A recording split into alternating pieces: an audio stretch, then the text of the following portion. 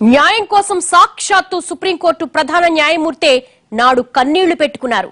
నేడు అదే న్యాయమూర్తి అదే న్యాయం కోసం కన్నెర్ర చేశారు. కేంద్ర పాలకులు న్యాయ వ్యవస్థపై చూస్తున్న చిన్న చూపును కడిగి పారేశారు. మీరు జడ్జిలను నియమించకపోతే కోర్టులకు తాళాలు వేయాలా అని అటార్నీ జనరల్ ను నిలదీశారు. సర్వోన్నత న్యాయమూర్తే ఇలా స్పందిస్తే ఇక నిత్యం కోర్టుల చుట్టూ తిరిగే సామాన్యుడి పరిస్థితి ఏమిటి?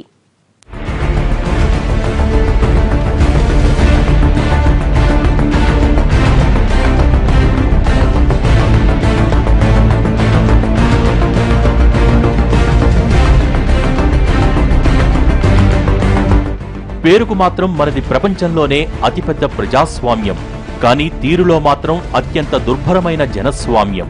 ఇక్కడ అన్నీ దొరుకుతాయి, ఒక్క న్యాయం తప్ప. అవును, మీరు ఈ దేశంలో న్యాయం కావాలంటే కనీసం 300 ఏళ్లు వేచి చూడాల్సిందే. నమ్మటానికి కటువుగా ఉన్నా ఇది అక్షరాలా వాస్తవం.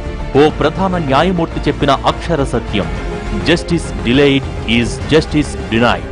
న్యాయం ఆలస్యమైతే న్యాయం దొరకనట్టే. ఆ లెక్కన మన దేశంలో ఎప్పటికీ న్యాయం దొరకదన్న మాట అక్షర స్పష్టంగా చెప్పుకోవాల్సి వస్తోంది. ఎవరు నమ్మినా నమ్మకపోయినా ఇది నిజం. మన దేశంలో ఉన్న కేసులన్నీ పరిష్కరించాలంటే కనీసం 300 ఏళ్లు ఆగాల్సిందే. న్యాయం ఇంత ఆలస్యం అవటానికి కారణం న్యాయ వ్యవస్థ పనితీరని అంతా అపోహపడతాం. కానీ ఒక్కసారి వాస్తవాల లోతుల్లోకి తొంగి చూస్తే తప్ప అసలు నిజం తెలీదు. ఇంతకీ న్యాయం చెప్పాల్సిన న్యాయమూర్తుల స్థానాలు ఖాళీగా ఉండటం వల్లే న్యాయం అన్యాయమైపోతుందని మీకు తెలుసా?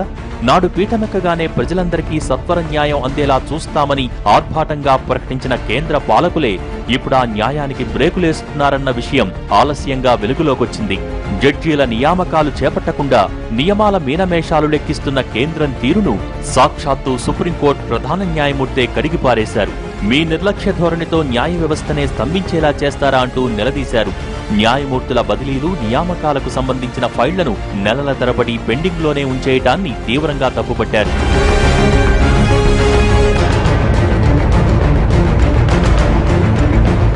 6 నెలల కిందట దేశంలో న్యాయం దొరకటం లేదంటూ కన్నీళ్లు పెట్టుకున్న సుప్రీంకోర్టు చీఫ్ జస్టిస్ టిఎస్ ఠాకూరే ఇప్పుడు అదే విషయంపై కన్నెర చేశారు.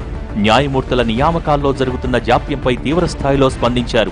న్యాయమూర్తుల నియామకాలకు అత్యధిక ప్రాధాన్యమిస్తామన్న కేంద్ర ప్రభుత్వం అనుసరిస్తున్న నిర్లిప్త ధోరణిని కడిగిపారేశారు.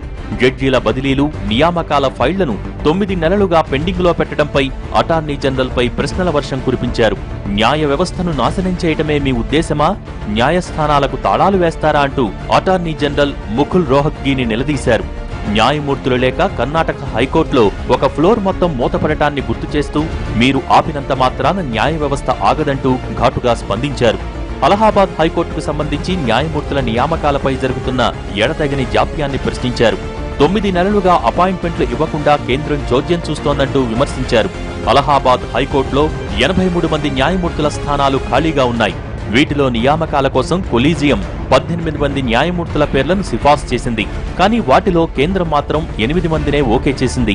సర్లే అనుకున్నా ఆ 8 మందికి పోస్టింగులు ఇవ్వకుండా కేవలం 2కి మాత్రమే అపాయింట్మెంట్ లెటర్లిచ్చి మిగిలిన 6గురిని కూడా పెండింగ్లో పెట్టింది.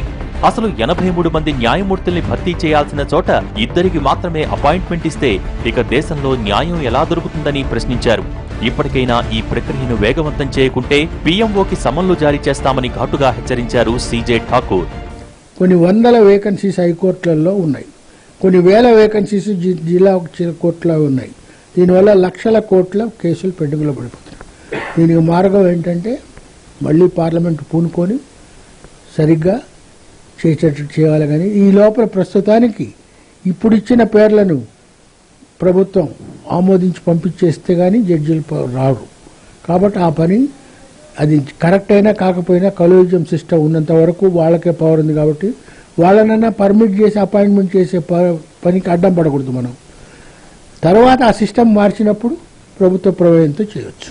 సరిగ్గా 6 నెలల కిందట ఢిల్లీలో జరిగిన న్యాయ సదస్సులో చీఫ్ జస్టిస్ సీకే ఠాకూర్ ఇదే అంశం మీద ఉద్విగ్నంగా మాట్లాడారు. న్యాయమూర్తుల నియామకాలపై ప్రభుత్వాల వైఖరిపై ఆవేదన వ్యక్తం చేశారు.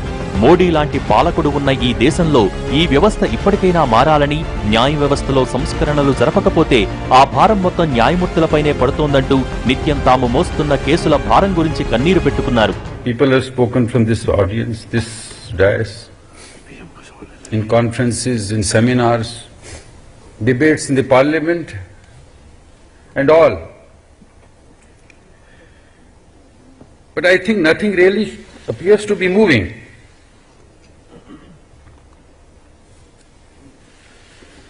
The central government says, yes, we commit ourselves, but it is the state government's responsibility. The state governments say, no, let the central government provide funds to us. ఆ సదస్సు వేదికపై ఉన్న మోడీ వెంటనే స్పందించి సత్వరం న్యాయమూర్తుల నియామకాలు జరుపుతామని హామీ ఇచ్చారు. కానీ ఆ హామీకి ఆయన కూడా వాయిదా పద్ధతులు పాటిస్తూ ఇప్పటివరకు ఆ ఫైల్ని పెండింగ్ లోనే పెట్టారు. దీంతో జడ్జిల మీద తీవ్రంగా ఒత్తిడి పెరుగుతూ వచ్చింది. అదే ఇప్పుడు సీజే ఆగ్రహానికి కారణమైంది. అందుకే నాడు కన్నీళ్లు పెట్టుకున్న సీజే ఇప్పుడు కన్నెర చేశారు. కొలీజియం సిఫార్సుల మీద అభ్యంతరాలు ఉంటే వెంటనే ఎందుకు చెప్పలేదని ప్రశ్నించారు. తొలినాళ్లలో కోర్టుల్లో న్యాయమూర్తులకు గదులుండేవి కాదు. కానీ ఇప్పుడు గదులు ఉన్నా కోర్టుల్లో న్యాయమూర్తులే ఉండటం లేదని ఆవేదన వ్యక్తం చేశారు. ఇప్పుడు జరుగుతున్న పరిస్థితులు చాలా బాధాకరంగా ఉంది. హైకోర్ట్స్లో కానీ సుప్రీంకోర్టులో కానీ ఎస్పెషల్లీ రాష్ట్ర హైకోర్టు, మన రాష్ట్రమే తీసుకోండి, ఈ జుడికేచర్ ఆఫ్ హైదరాబాద్ హైకోర్టు తెలంగాణ రాష్ట్రానికి ఆంధ్ర రాష్ట్రానికి కలిసి ఉన్న హైకోర్టులో జడ్జెస్ లేక జడ్జిలు నలుగుతున్నారు, ప్రజలు నలుగుతున్నారు, న్యాయవాదులు నలుగుతున్నారు, న్యాయ వ్యవస్థ మొత్తం కూలిపోతున్నది. ఈ ప్రభుత్వం, కేంద్ర ప్రభుత్వం ఎందుకు ఇట్లాంటి అర్థం కాని ఒక స్టాండ్ తీసుకుందో అయోమయంగా ఉంది. సుప్రీంకోర్టు నియామకాలు, కొలీజియం వ్యవస్థ నమ్మకం లేదంటే దానికి ఏదైనా ఒక పరిష్కారం చూడాల్సిందే తప్ప ఇట్లా జడ్జీల నియామకం ఆపేసి మొత్తం న్యాయ వ్యవస్థని కూలదోసే పరిస్థితికి తీసుకురావడం చాలా దురదృష్టకరం. నాటి తన ఆవేదన, నేటి ఆక్రోశం రెండూ సామాన్య ప్రజలకు న్యాయం దొరకటం లేదనే తప్ప వ్యవస్థల మధ్య ఘర్షణ కోరుకోవటం లేదని ఆయన చెప్పుకొచ్చారు. విధానాల్లో మార్పుల కోసం ఎన్నాళ్లు ఎదురు చూస్తామన్న సీజే న్యాయమూర్తుల నియామకాలపై ఎలాంటి చర్యలు తీసుకుంటున్నారో నవంబర్ 11లోగా చెప్పాలని సర్వోన్నత న్యాయమూర్తిగా కేంద్రాన్ని ఆదేశించారు. Welcome back. సీజే ఆగ్రహం వ్యక్తం చేశారు. సరే, అసలు దేశవ్యాప్తంగా ఉన్న న్యాయస్థానాల వెనుక దాగున్న వాస్తవం ఏంటి? సామాన్యుడికి న్యాయం ఎందుకు దొరకడం లేదు? అసలు దేశంలో న్యాయం ఎప్పటికీ దొరకదా? న్యాయమూర్తుల స్థానాల్ని కేంద్రం ఎందుకు భర్తీ చేయడం లేదు? దీని ప్రభావం వ్యవస్థ మీద ఎలా పడుతోంది? ఆలస్యమైన న్యాయం అన్యాయంతో సమానమైనప్పుడు మన దేశంలో అసలైన న్యాయం దొరుకుతుందా? రాచరికాల్లో ప్రభువులే న్యాయం చెప్పేవారు. కానీ ప్రజాస్వామ్య వ్యవస్థలో న్యాయం చెప్పాల్సింది మాత్రం న్యాయమూర్తులే. కానీ పెరుగుతున్న జనాభాతో పాటుగా జడ్జిల సంఖ్య మాత్రం పెరగటం లేదన్నది కాదనలేని నిర్వివాదాంశం. Justice delayed is justice denied అన్నది దశాబ్దాలుగా మన దేశంలో నిజమవుతున్న సత్యం. ఇక్కడ న్యాయం దొరకటం అంత సులువు కాదన్నది బహిరంగ రహస్యం. ఆఖరికి దేశద్రోహం, బాంబు పేలుళ్లు లాంటి తీవ్రమైన కేసుల్ని పరిష్కరించి అన్ని ఆధారాలు ఉన్నా వాద ప్రతివాదాలు పూర్తి చేసి తీర్పు చెప్పటానికే దశాబ్ద కాలం పట్టింది. కొన్ని కేసులు 25 ఏళ్లకు పైగా విచారణ కొనసాగి తీర్పు వచ్చిన సందర్భాలు ఉన్నాయి. ఆఖరికి అన్ని సాక్ష్యాలు ఉన్నా, ప్రత్యక్ష సాక్షులు చెప్పినా నిందితులకు శిక్షలు పడని కేసులు ఉన్నాయి. కేసు విచారణలో ఉండగానే ముద్దాయిలు చనిపోయిన సందర్భాలు ఉన్నాయి. ఈ పరిస్థితికి కారణం దేశంలో న్యాయమూర్తులు తగినంత లేకపోవడంతో కోట్లాది కేసులు పెండింగ్లో ఉండిపోతున్నాయి.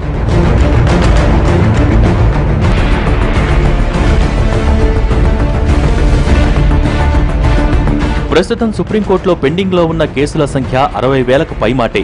వాస్తవంగా ఇది గత ఏడాది కన్నా తగ్గాయి. 2014 డిసెంబర్ చివరికి సుప్రీంకోర్టులో ఉన్న పెండింగ్ కేసులు 81,583. అంటే గత 20 నెలల్లో సుప్రీంకోర్టు 22,000 కేసుల్లో తీర్పు ఇచ్చిందన్నమాట. కానీ ఇన్ని తీర్పులు ఇవ్వటానికి న్యాయమూర్తులు ఎంత భారాన్ని మోశారో వారికే తెలుసు. 20 నెలల్లో ఇన్నేసి కేసుల్లో తీర్పు ఇచ్చారంటే నిజంగా చాలా గొప్ప విషయం. అందుకే జస్టిస్ ఠాకూర్ ఆ స్థాయిలో స్పందించారు. 1950లో సుప్రీంకోర్టులో ఉన్న కేసుల సంఖ్య 1215 మాత్రమే. కానీ ఇప్పుడవి 60,000 దాటిపోయాయి. కానీ న్యాయమూర్తుల సంఖ్య మాత్రం దానికి అనుగుణంగా పెరగలేదు. ఒక్క సుప్రీంకోర్టులో పెండింగ్ కేసులే ఇన్నుంటే ఇక దేశవ్యాప్తంగా ఉన్న హైకోర్టులు, జిల్లా కోర్టులు, సెషన్ కోర్టుల్లో పెండింగ్ కేసుల లెక్క తెలిస్తే దిమ్మ తిరిగిపోతుంది. దేశవ్యాప్తంగా ఉన్న హైకోర్టుల్లో 38 లక్షల కేసులు పెండింగ్ లో ఉండగా జిల్లా న్యాయస్థానాలు, సబార్డినేట్ కోర్టుల్లో 2,68,51,766 కేసులు పెండింగ్ లో ఉన్నాయి. అంటే దేశంలోని అన్ని కోర్టుల్లో అపరిష్కృతంగా ఉన్న కేసుల సంఖ్య అక్షరాలా 3 కోట్లకు పైమాటే. ఒక్క కేసులే కాదు, అదే స్థాయిలో జడ్జిల నియామకాల ఫైళ్లు కూడా పెండింగ్ లో ఉన్నాయి. 2 కోట్ల కేసులు పెండింగ్ లో ఉన్నాయి. ప్రతిదినము ఇప్పుడు హైకోర్టు ఆఫ్ ఆంధ్రప్రదేశ్ ఉందనుకోండి, కాయింట్ దినానికి, సంవత్సరానికి ఒక 10,000 రిట్లు పడతాయి. వాళ్ళు 500 రిట్లు కూడా డిస్పోజ్ చేయలేకుండా ఉన్నారు.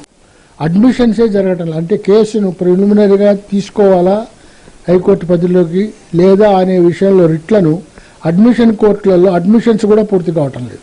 అడ్మిషన్లే పూర్తి కాకపోతే ఒకసారి అడ్మిట్ అయ్యి ఏదో ఆర్డర్ వస్తే ఇంకా మళ్ళీ అది పరిష్కారం రాదు. అందువల్ల కేసులు పెండింగ్లో పడదామని కాకుండా ఈ విపరీతమైన ఇబ్బందుల్లో పోతున్నది. ఫైనల్ హియరింగ్ అసలు డిస్పోజలే లేదు. హైకోర్టుల్లోనే ఈ స్థాయిలో ఖాళీలు ఉంటే ఇక కింది స్థాయి కోర్టుల్లో ఉండే ఖాళీల గురించి వేరే చెప్పాల్సిన అవసరం లేదు.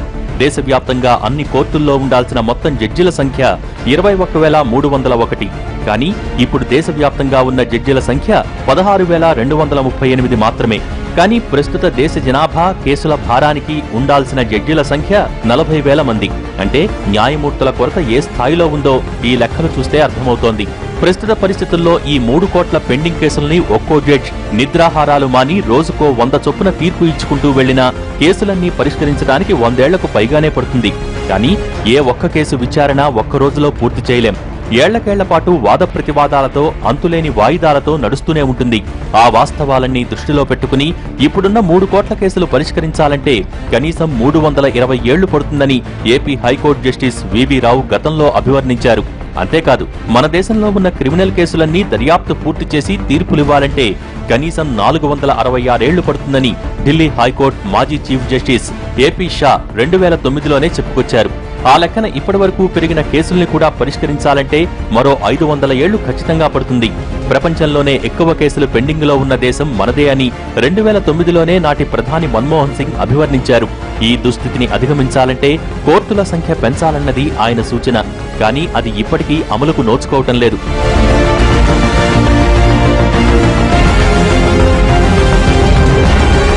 మన దేశంలో ప్రతి 10 లక్షల మంది జనాభాకు 17 మంది జడ్జిలు ఉండగా వారి సంఖ్యను కనీసం 50కి పెంచాలని 1987లో లా కమిషన్ సిఫార్సులు చేసింది. కానీ అవి కాగితాలకే పరిమితమయ్యాయి తప్ప ఆచరణకు నోచుకోలేదు. లా కమిషన్ సూచనల్ని అమలు చేయాలని 2002లో సుప్రీంకోర్టు ఆదేశాలు ఇచ్చినా ఫలితం శూన్యం. ప్రస్తుతం దేశంలో ప్రతి 10 లక్షల మంది జనాభాకు 17 మంది జడ్జిలు ఉన్నారు. కానీ విదేశాల్లో కనీసం 1,00,000 మందికి 10 మంది జడ్జిలుంటారు. అమెరికాలో ఒక్కో న్యాయమూర్తి చేతిలో రోజుకు పరిష్కరించాల్సిన కేసులు 8 ఉంటే ఫ్రాన్స్లో ఈ సంఖ్య 12గా ఉంది. కానీ మన దేశంలో మాత్రం ఒక్కో జడ్జికి రోజుకు 200కి పైగా కేసులు ముందుంటున్నాయి. ప్రస్తుతం ఆమోదించిన జడ్జిల సంఖ్య కన్నా ఉన్న న్యాయమూర్తుల సంఖ్య తక్కువగా ఉంది. ఖాళీలను భర్తీ చేయకపోవటమే ఈ పరిస్థితికి కారణం. దీంతో న్యాయమూర్తుల మీద ఒత్తిడి విపరీతంగా పెరుగుతోంది. దేశవ్యాప్తంగా ఉన్న 24 హైకోర్టుల్లో 464 జడ్జిల స్థానాలు ఖాళీగా ఉన్నాయి. ఇందులో ఎక్కువ ఖాళీలు అలహాబాద్ కోర్టులో ఉండగా ఆ తర్వాతి స్థానంలో 39 ఖాళీలతో పంజాబ్ హర్యానా హైకోర్టు, 38 జడ్జిల ఖాళీలతో హైకోర్ట్ ఆఫ్ జ్యుడిషియరీ ఎట్ హైదరాబాద్లు ఉన్నాయి. దేశంలో అతి ఎక్కువ కేసులొచ్చే యూపీ అలహాబాద్ హైకోర్టులో 10,50,000 కేసులు పెండింగ్ లో ఉన్నాయి. కానీ ఇక్కడ 83 మంది జడ్జిల పోస్టులు ఖాళీగా ఉన్నాయి. ఆఖరికి సుప్రీంకోర్టులో కూడా ఏడాదిగా 3 న్యాయమూర్తుల స్థానాలు ఖాళీగానే ఉన్నాయి. 50 మంది జడ్జిలు ఉండాల్సిన చోట ఇప్పుడు హైకోర్టులో ఆంధ్రప్రదేశ్లో 60 మంది దాకా జడ్జిలు ఉండొచ్చు. అందులో ఉన్నది 20 మంది సుమారుగా. అంటే ఒక్కొక్కరు 3 పని చేస్తున్నారు. అందువల్ల ఫైనల్ హియరింగ్ అనే క్వశ్చనే రావటం లేదు. డిస్పోజల్ లేదు. ఇంకా పేరుకుపోతున్నాయంటే కేసులు పేరుపోక ఏమైపోతాయి. హైకోర్టులో కానీ కింద కోర్టులో కానీ ఫుల్ అపాయింట్మెంట్ చేస్తే కూడా ఈ యొక్క పెండింగ్ కేసులు డిస్పోజ్ చేయడం చాలా కష్టం. దీనికి సిస్టమ్ మార్చాలి. సుప్రీంకోర్టులోనే న్యాయమూర్తుల నియామకాల పరిస్థితి ఇలా ఉంటే సబార్డినేట్ కోర్టుల్లో పరిస్థితి అర్థం చేసుకోవచ్చు. నానాటికి కేసుల సంఖ్య పెరిగిపోతూ ఉంటే అటు న్యాయమూర్తుల సంఖ్య తరిగిపోతూ వస్తోంది. దీంతో మొత్తంగా దేశంలో కేసుల పరిష్కారం అన్నది సుదీర్ఘ ప్రక్రియగా మారిపోయింది. ఈ పరిస్థితిని అతి దగ్గర నుంచి చూసిన వ్యక్తిగా చీఫ్ జస్టిస్ టిఎస్ ఠాకూర్ ఈ అంశంపై తీవ్రంగా స్పందించారు.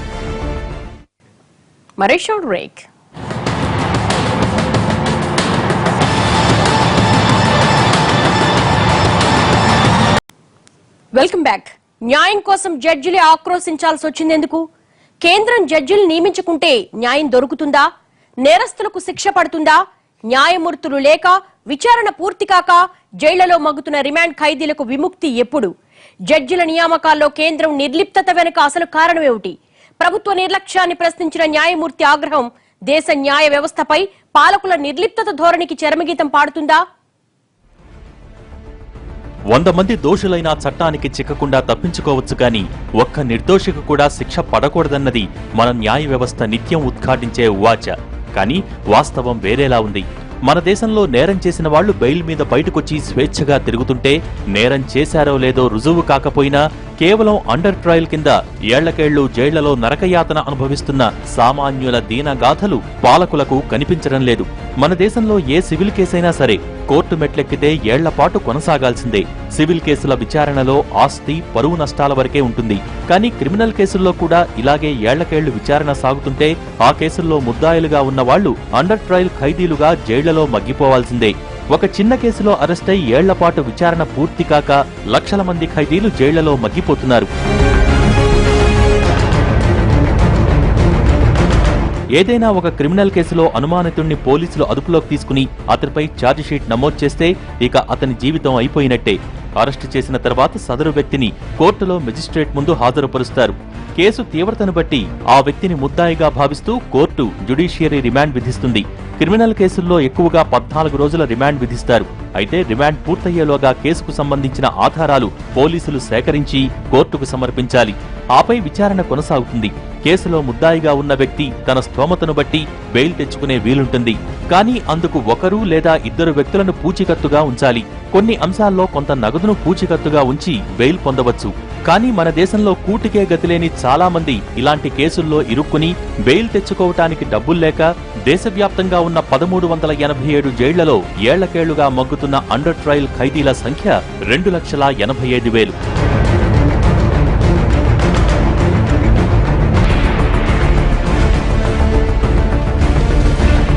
అండర్ ట్రయల్ గా ఉన్న ఖైదీలంతా నేరం చేసి ఉండకపోవచ్చు. వారిలో అనుమానితులు, నిర్దోషులు కూడా ఉండొచ్చు. కానీ కేసు విచారణలో జాప్యం జరగడంతో వారి జీవితాలు జైళ్లలోనే మగ్గుతున్నాయి. కేసుల విచారణ వేగంగా పూర్తయితే వారిలో నిర్దోషులు బయటకొచ్చేవారు. కానీ జడ్జిల నియామకాల్లో కేంద్రం అనుసరిస్తున్న వైఖరితో జిల్లా స్థాయి నుంచే లక్షలాది కేసులు పెండింగ్ లో ఉండిపోతున్నాయి. అన్నేళ్లపాటు జైల్లో ఉండి ఆపై సుదీర్ఘకాలం విచారణ జరిగి వాళ్లు నిర్దోషులుగా తిరిగొచ్చినా సమాజం మాత్రం వారిని దోషులుగానే చూస్తోంది. ఇలా కోర్టుల్లో జడ్జీలు లేకపోవటం వల్ల తీర్పుల విషయంలో జాప్యం జరుగుతోంది. అంటే కేంద్రం నిర్లక్ష్యం వల్ల బలైపోతున్న అమాయకులు లక్షల్లో ఉన్నారు. Justice delayed is justice denied అని అన్నారు. ప్రభావం ఉంటుంది. ఆలస్యం అయితే 10 ఏళ్లకి ఇప్పుడు థర్డ్ జనరేషన్లో కూడా కేసెస్ పెండింగ్ ఉండేటివి ఉన్నాయి. కొన్ని కేసుల్లో కలకట్టాలలో అయితే ఇంక అంతే, కేసు వేస్తే ఒక తూరి స్టే వచ్చేస్తే అంతే, అది మరి పైకే రాదు. అటువంటి ఉంటాయి. అటువంటప్పుడు రెస్పాండెంట్ అంటే ప్రతివాదికి ఒక వ్యతిరేకంగా ఆర్డర్ ఉన్నదనుకోండి, ప్రతివాదికి ఆ ఇబ్బంది ఉంటుంది కదా. కేసు ఎంత తొందరగా వస్తే అంత మంచిది. ఇన్ని లక్షల మంది అండర్ ట్రయల్స్ గానే మగ్గుతుండటంతో జడ్జిల మీద ఒత్తిడి పెరుగుతూ వస్తోంది. నేరాలు చేసిన వాళ్లు బెయిల్ మీద బయటకొచ్చి స్వేచ్ఛగా తిరుగుతూ మరిన్ని నేరాలు చేస్తుంటే విచారణ పూర్తికాక బెయిల్ తెచ్చుకునే స్తోమత లేక లక్షల మంది జైళ్లలో నరకం అనుభవిస్తున్నారు. వారందరి నరకానికి సమాధానం చెప్పాల్సింది ప్రభుత్వమే. జడ్జిలను నియమించటం ప్రభుత్వం బాధ్యత. ఆ బాధ్యత సక్రమంగా నెరవేరకపోతే జడ్జిల మీద ఒత్తిడి పెరుగుతుంది. ఫలితంగా ప్రజలకు సత్వర న్యాయం అందదు. దేశ ప్రజలకు సుపరిపాలన అందిస్తామని మాట ఇచ్చిన కేంద్ర పాలకులు అందులో న్యాయాన్ని కూడా ఎందుకు భాగంగా చూడటం లేదో వాళ్లకే తెలియాలి. న్యాయమూర్తుల నియామకం జరిపే కొలీజియం వ్యవస్థను రద్దు చేస్తామన్నారు. అది కుదరకపోయేసరికి ఇలా జడ్జిల నియామకాలను పెండింగ్ లో పెడుతున్నారా అన్న ఘాటు విమర్శలు వినిపిస్తున్నాయి. అతను జ్యుడిషియల్ కాన్షియన్స్ అంటే న్యాయంతో సంబంధించిన ఆలోచన పదం చేయగలడా చేయలేడా అనే అనుమానాలు కూడా చాలా ఉన్నాయి. చేయలేకపోతున్న పరిస్థితులు చాలా చూస్తున్నాం. మనం చూడాల్సింది ఏంటంటే దీనివల్ల ప్రభావితం ఎవరి మీద పడుతున్నదంటే సామాన్య ప్రజ మీద. జైల్లో ఉంటారు, సివిల్ కేసుల్లో కేసులు జరగవు, హైకోర్టుకు వచ్చేటప్పటికి రిట్స్ కానీ ఏం కేసులు జరగవు. హైకోర్టులోనే మనం చూసాం, పోయిన సంవత్సరం ఒక వ్యక్తి హైకోర్టులోనే ఆత్మాహుతికి ప్రయత్నించాడు. నా కేసు రీచ్ కావడం లేదు, నాకు అన్యాయం జరుగుతున్నదని. ఇట్లా ఎందరో క్లయింట్లు క్షోభతో అవస్థపడుతున్నారు. ఇన్ఫ్యాక్ట్ జడ్జెస్కి వచ్చేటప్పటికి కొందరు జడ్జెస్ ప్రత్యక్షంగా మేము చూస్తున్నాం, వాళ్ళు అంటున్నారు సాయంత్రం అయ్యేటప్పటికి మేము మనోక్షోభతో బాధపడుతున్నాం, మేము కేసులు చేయలేకపోతున్నాం, మేము న్యాయం చేయలేకపోతున్నాం, కానీ మేమేం చేస్తాం, మా చేతిలో లేదు, హైకోర్టులో జడ్జెస్ సంఖ్య లేదు కాబట్టి మేమేం చేస్తున్నామని చెప్పిన వాళ్ళు నలిగిపోతున్నారు. అన్ని విధాల న్యాయ వ్యవస్థని దెబ్బతీస్తున్నది ఈ ప్రభుత్వము జ్యుడిషియరీ మధ్య సంఘర్షణ అనేది.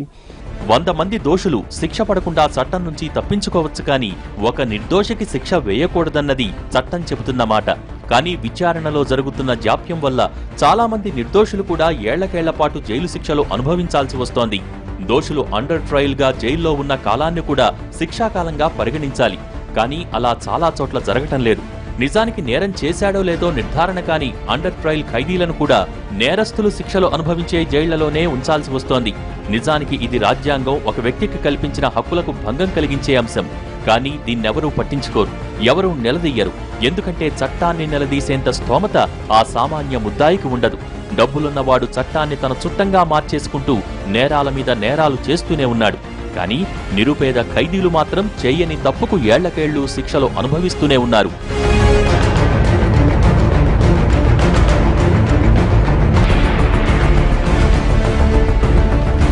ఇప్పుడు పరిస్థితుల్లో కేసుల్ని సత్వరం పరిష్కరించాలంటే జడ్జిల సంఖ్యతో పాటు కోర్టుల సంఖ్య కూడా పెంచాలి.